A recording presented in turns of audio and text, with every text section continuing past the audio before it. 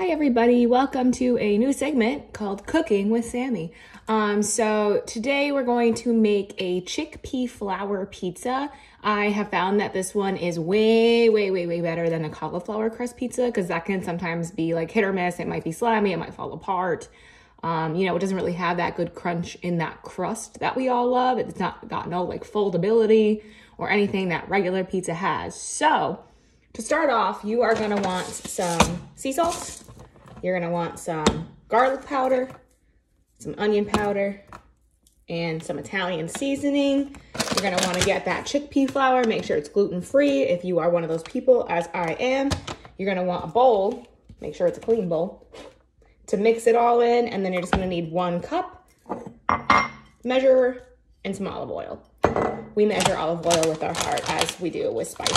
So you're gonna want to set your oven to 375 degrees and go ahead and get that going while you're making the dough. So it's gonna be 2 cups of chickpea flour.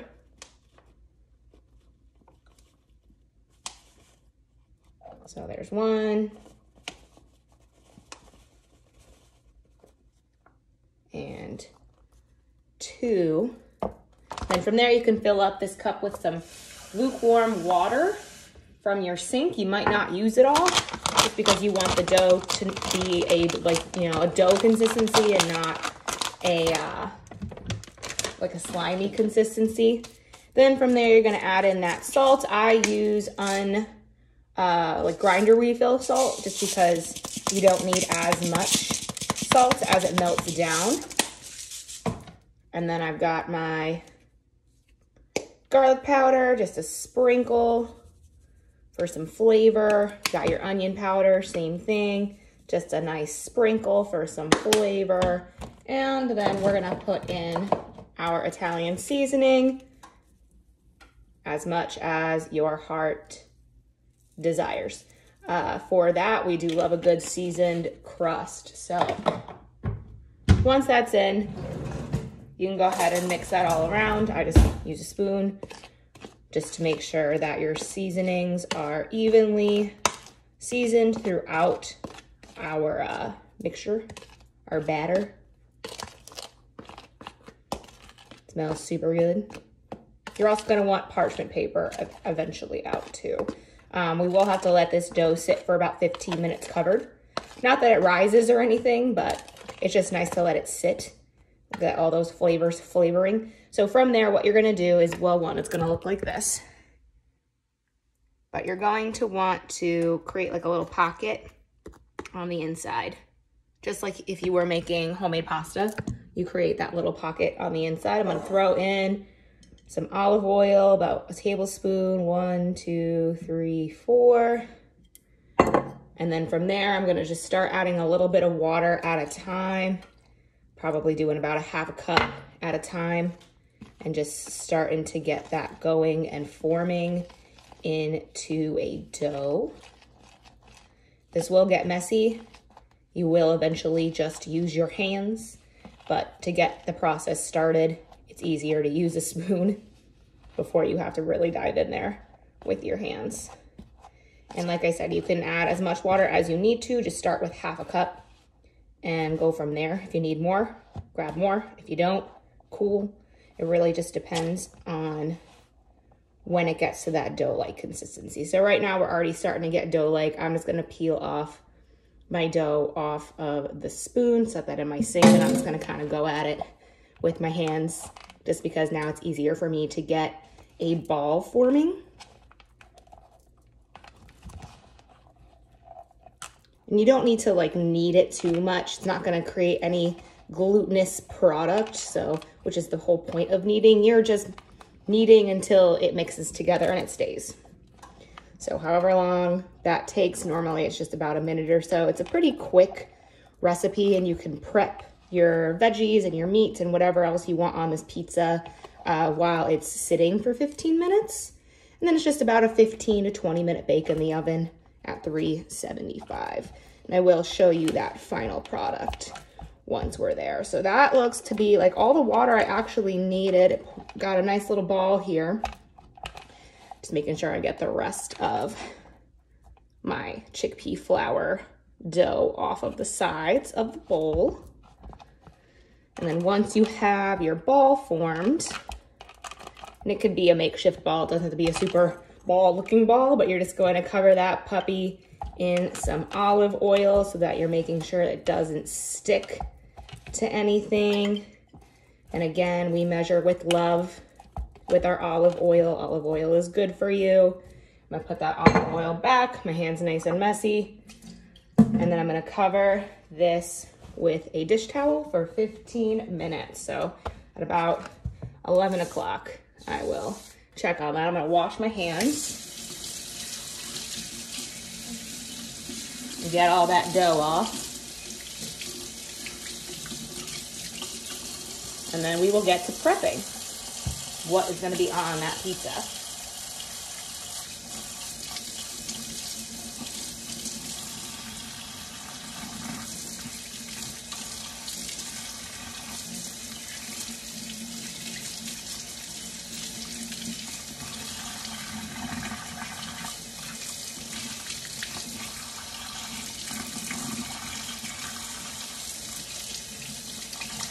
All right.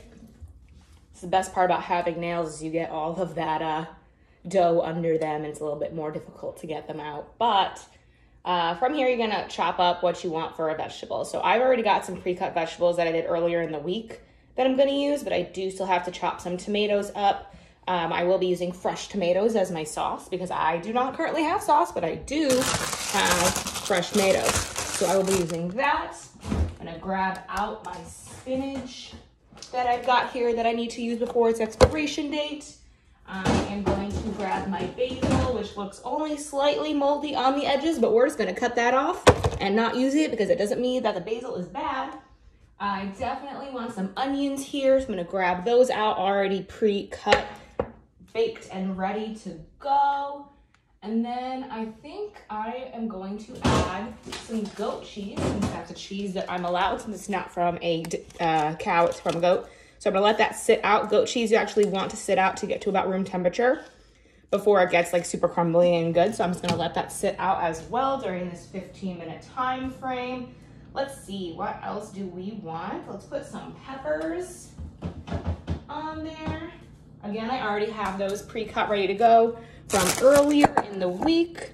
So just using up these veggies. I definitely recommend meal prepping ingredients over a meal because you can make different meals in different ways. You can make it American, Chinese, you can make Mexican food, you can make Italian food, you can make literally anything with just a bunch of vegetables and different sauces. So that's kind of an easier way to get everything done.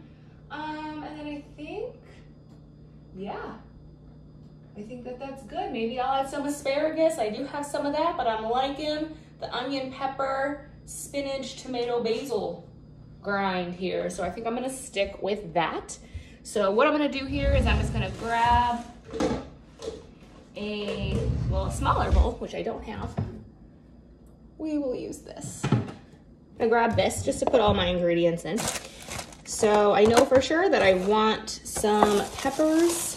I've got green, yellow, red, orange in here. I'm gonna use the rest of these onions, so that's gonna just stay out.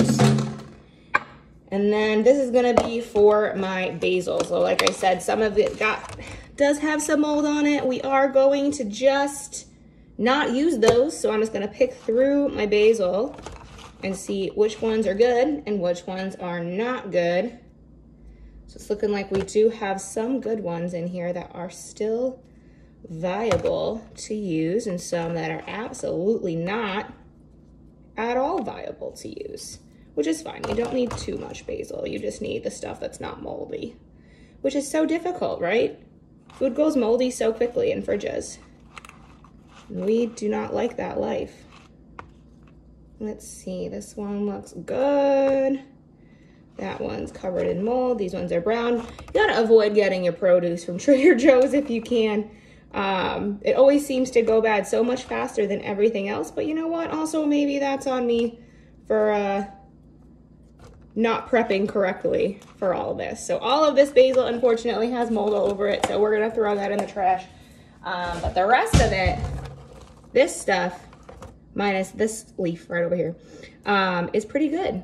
So I'm just gonna snap these off, stick them in my bucket while I'm still waiting my about 10 more minutes before I do anything with that dough mixture. Snapping all that off. You wanna make sure you get just those little ends. And I like to keep my basil whole. If it's a big leaf, I might break it apart a little bit, but majority of the time I like to keep my basil whole. And I'm just really inspecting these since there was some mold on it again. Doesn't mean that it's bad. Just means that I gotta inspect it a little bit more and make sure that I am not consuming that mold when I am cooking. Because we don't like food waste, and unfortunately we did have some today. Also, if any of your basil looks kind of like this, also not good to eat, so make sure you're not consuming that. Like this guy right here is giant, probably gonna break him up as we process through this basil. This is a perfect piece. As you can see, I'm still inspecting these for mold, because you don't want moldy leaves. All right. So once you got your basil, you could just set that right on top of that spinach that we're using.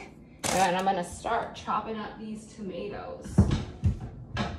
Please use a cutting board. Don't use your granite countertop. We don't want knife marks in your granite countertops.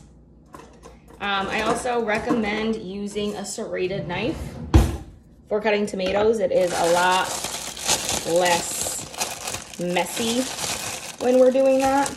And I'm gonna use all 4 of these tomatoes. Who knows, maybe we'll just end up making a sauce out of these. And we're just gonna pop the tops right off. Inspect for any mold, which they do not have. And then we are gonna get to chopping. So what I am actually gonna do is wash these off real quick. Oven is preheated. Because you do wanna rinse off tomatoes. You also wanna make sure that you're getting your tomatoes organic when you can. They are very, very high on the Dirty Dozen list. So that, along with strawberries, are 2 that you really, really need, and bell peppers, spinach also, that you need to get organic, because they just are able to absorb all of the pesticides in through their skin, not like a banana that has that thicker skin. It's harder to absorb things through it.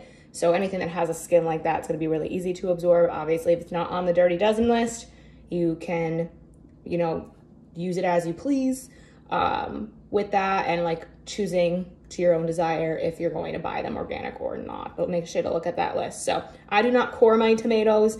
The core is all a part of it, and I like to use all of it. So I'm actually just gonna slice these very thinly, and then I'm gonna place them almost like a glaze across the top of my pizza, and it will kind of act as a sauce. But like I said, serrated knife is where it is at when it comes to tomatoes. And you wanna get them as thin as you like. I like mine about that, so it's still got some juice in it as it comes out of that oven.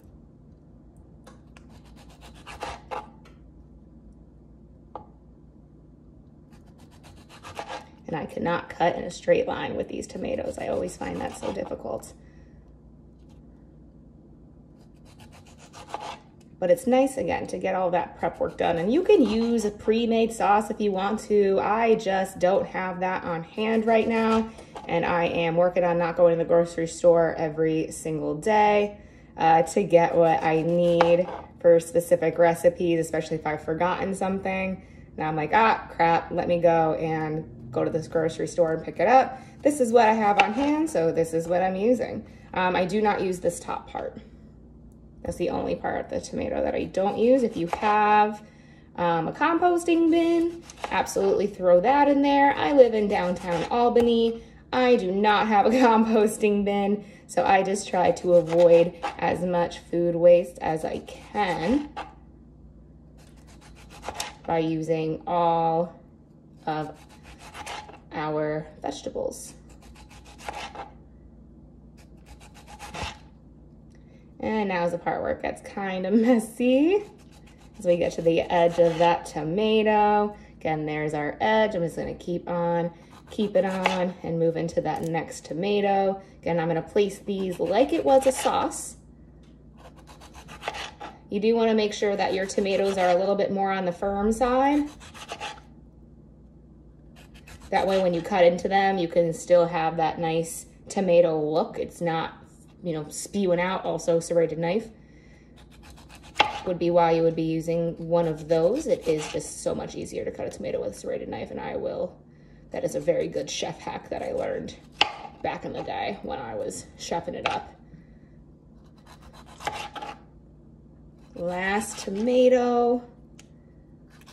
This is gonna turn into a pretty long video. So stay tuned for the decoration and the reveal. These ones are a little bit on the thicker side, but that is okay because they are original. All right, so my tomato butts. And now we have about 4 or 5 minutes until that 15-minute time block is up. So I am going to grab my parchment paper and I'm gonna grab my pizza pan. And what I'm gonna do is just layer parchment paper on the bottom so that my dough doesn't stick. And then I'm also going to rip off an identical sheet of paper, of parchment paper, for rolling out. Just make sure that I put that off to the side. You will need a rolling pin for this. I was gonna use a wine bottle because I forgot that I have my rolling pin now from moving. So I will actually be using my rolling pin, which will be a lot easier than a wine bottle to use for when that is ready and set to go. What I'm also gonna do is, I don't have any garlic, so at least any garlic prepped. So I'm gonna chop up some garlic, and that you're just gonna wanna use, I like whole cloves, but I use just a regular old knife, not a paring knife. I just, whatever, you know, I need, whatever I find easier to cut open some garlic. And I, you know, measure garlic with love. We measure garlic with love. So I'm gonna use probably about a half a clove of garlic. Again, I like to measure these things with love and joy and not actual measurements. All right, so I got about 4 cloves of garlic here. Just gonna scooch my tomatoes over to the side so I have a little bit more room on my cutting board. And then some people smash. I actually cut off the ends before I even peel the garlic. It makes it a lot easier to peel the garlic if you cut off the end versus smashing and then trying to get all the paper pieces out. So you see that little end, you just snip it right off. And now it is 10 times easier to peel off all of that paper from the fresh garlic.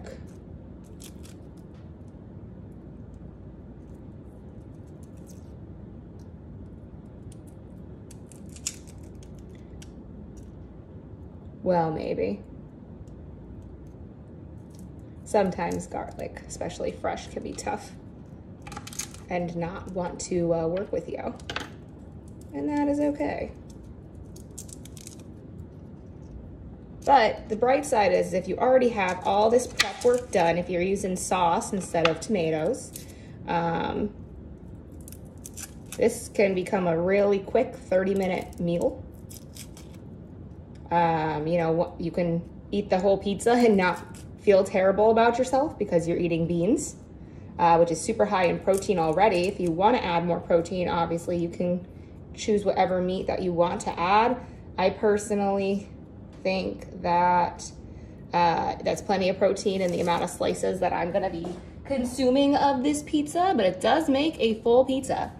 Normally lasts me about 3 days as a single person because I make my partner regular pizzas and he can have that, but not me. So I actually don't dice, I slice. I prefer to get a nice big chunk of garlic when I'm biting into a pizza. I love me some garlic. I'm a garlic gal. And it doesn't matter how thick or thin they are, just, you know, whatever you are feeling. It does not have to be perfect. As long as you are happy with the final product.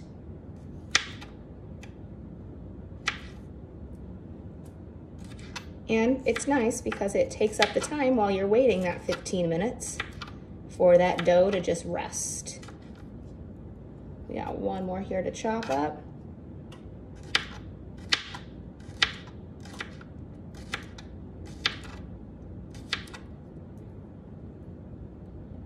This will be my nice lunch in a little bit here. The nice thing is this pizza is also very good cold. So if you're a person that loves takeout pizza and then the next day you're like, oh, perfect breakfast pizza, this is one of those where you can leave it unopened in your fridge or like opened up for the air and it will still be good. It will still be crunchy. Might not have the foldability aspect of it, but it'll still be crunchy. So our 15 minutes is up. I'm gonna uncover our dough here. It looks the exact same because again, it's not gonna rise. There is no gluten or yeast in this. And then from there, I'm just gonna take it and I'm gonna plop it right on the center of my, move you guys over here, right on the center of my baking sheet. I'm gonna put my parchment paper over it and then I'm just gonna start by pressing down on it. That's gonna make it a little bit easier for me when I start rolling it out. The reason we have parchment paper on here is because it will stick to your rolling pin. So I'm just gonna get it in a nice little circle there and then onto my rolling pin. And I actually hold down the paper is what I find easiest. You will have to use some of that girl fight strength to get this pizza rolled out. It can be sometimes frustrating because the paper will move on you. And it's not gonna be a perfect circle. You do want to get it as thin as possible so that that crust is nice and crunchy.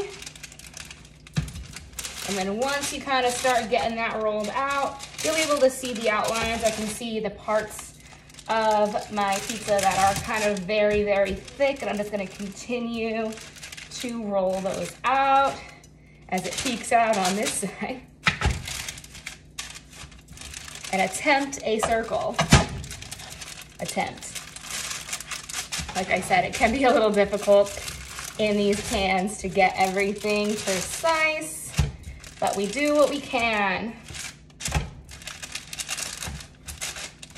So far it is not at all circular, and that is okay. What I'm actually gonna do here is just peel this part off. That's a little bit too close to the edge for my liking, and I'm gonna stick it right over there and make it more of a circle. And I'm just gonna press that right on in. The great part about chickpea flour dough is that it's really malleable. So unlike normal dough where you have to like patch holes and they're like, oh crap, I just made more holes. This is not that. You can absolutely patch holes very easily and very quickly without any issue at all. All right. I think this is gonna end up being my dough. We do have some thicker parts here again, and I'm just gonna move over a little bit to this side. And then just pat those down, roll those out. Eventually, once the dough becomes a pizza, you don't have to hold things as much.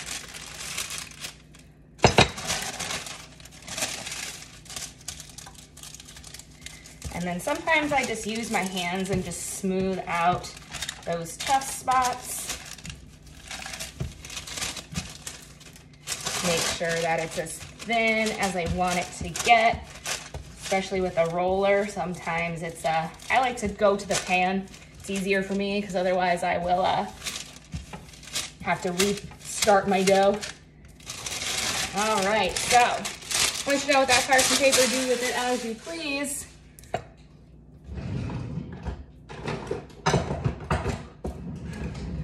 And here's your pizza dough. So now it is time to decorate with all of your things. So I'm gonna start off with my tomatoes. and just kind of place those all along this pizza in whatever form that I see fit. Might be in a circle, which I think is the vibe that we're going for at this current moment. It's this nice little circle. I should have enough to fill in as well the inside. Perfect. And it is okay if things overlap. You almost want them to, as the tomato is a little bit more watery. You kind of want that overlap. Just have a few left here, perfect. And then from there, I'm gonna add my garlic. Just spritz that around.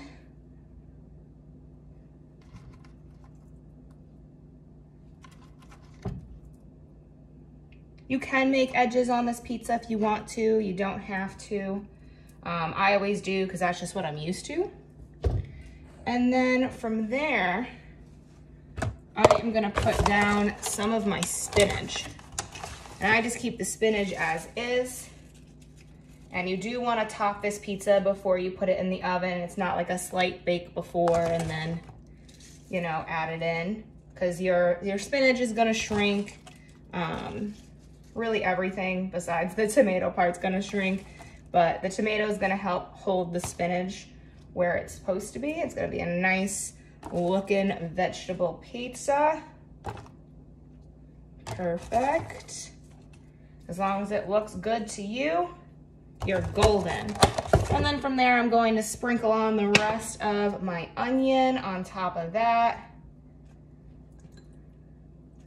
Make this a super hearty pizza. I don't know about y'all, but I love a good hearty slice.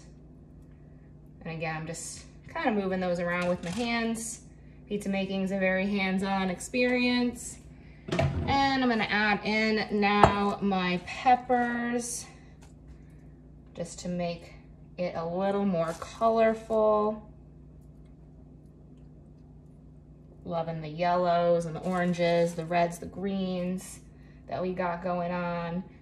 And it's just to whatever your heart's desire is for toppings. Toppings are always like that. If they're not, you're doing it wrong. All right, let's put that back in the fridge. Put our spinach back in the fridge. And we'll just add in our basil right on top. And again, you can leave them whole. You can peel them apart, which I may do with some of our bigger leaves of basil. I do love a lot of basil. I think it's so delicious. It's so yummy and so good. This is a super top pizza and I love to see it. So here's a big one. I'm just gonna kind of break that up into threes, place it strategically, you know, around. It's kind of hard to decipher between what is a spinach and what is a basil leaf, especially since I put the spinach on first. Perfect. All right, and now we just have that goat cheese. So I use half a container of goat cheese on this pizza. However, right now we got it looking like this. Pretty yummy, pretty delicious. I just need something to hold on to that top part of the pizza. So now, ooh, 11-11, make a wish. So I'm gonna top that pizza up to just hold all of my toppings down. So goat cheese is super crumbly. You can use your hands if you want to. You don't have to. I normally just take a paring knife. I'll cut that sucker in half. And then I will just pop out half. So it'll look like this. And I will physically crumble that with my hands. I find that to be the best technique with goat cheese. It is a crumbly cheese, it's a savory cheese. It doesn't have the same melting point as mozzarella. So you're not gonna have, like, it's not really gonna, you know, move when it's in the oven. It'll stay put. So make sure that you are placing it where you want. Ooh, as my toppings go flying. I have not topped a pizza this well in a long time. But I do like to make sure that it's pretty evenly coated with goat cheese, that there's goat cheese in all the right areas. And I am using half of this goat cheese log, this small goat cheese log. But I like to have a little bit of goat cheese in every single bite. And again, using my hand a lot, so continuously washing them. This proper prep work is also important, and good cleaning hygiene and kitchen hygiene also very, very important when it comes to pizza making. So, put my goat cheese away. I have my reusable bags. Love these guys. I got mine from Amazon, but I know Target sells them. I'm just gonna put that other half of goat cheese in and save it for later. The nice part about the chickpea flour is if you buy one bag, it's a little under $3. It's gonna make you 2 pizzas. So pretty cheap night. You know, vegetables, depending upon where you go. I love to shop at Aldi. I love a good deal on vegetables. So pretty cheap overall meal. It's something you can quickly grab and make on a weeknight if you don't know what you want. And then here's our pizza.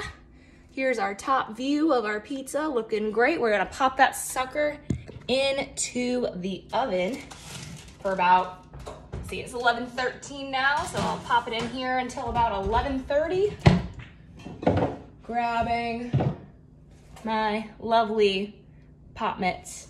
And we're just gonna wait until then. So now's the time where we clean up our kitchen and we make sure that all of our trash is put away. We put things in the dishwasher, we wash things, whatever the case may be, and I will be back in 15 to 20 minutes with our results.